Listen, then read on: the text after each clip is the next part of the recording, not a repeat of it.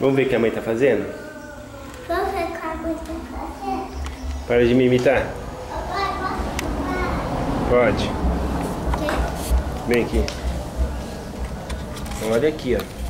Não deixa tremer muito, tá? Pode segurar assim. Vai entrevistar a mãe. Não bota a mão na frente. Filmando. Pega a mangueira pra mim. Você tá me filmando. Mamãe tá lavando um monte de xixi que fizeram aqui, ó. Ué, casando só eu aqui. Hã? Eu não tô vendo você. Você não está me vendo? Aqui a mamãe. Agora você me viu? Não, só casando foi eu. Ei. Sai aqui, ó. Vai passar a mangueira em você, vai. Gente, eu saio louco.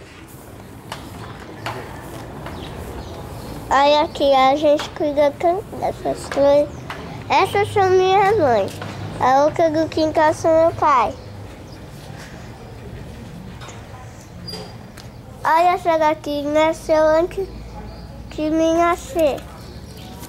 Tem a sua irmã Júlia também. Não precisa correr. Vai devagar, filmando a casa. Ó. Aqui é a sala. Mostra a bagunça que vocês fazem.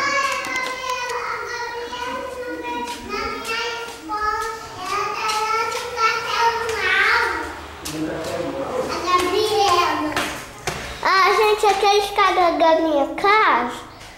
Oi, Júlia, você tá boa? Sim. O que você fez pra você colar você ganhar? De borboleta. Olha aqui, gente, esse é o colarzinho dela. Viram? O meu é igual, ó. Ai, o bicho amarelo tem um monte de fadinhas. Só que o meu é de gatinho, ó.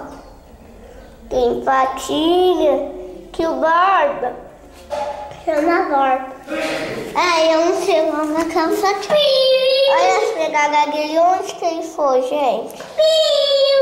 Ó. Aqui, gente. Tem a cor rosa, legal.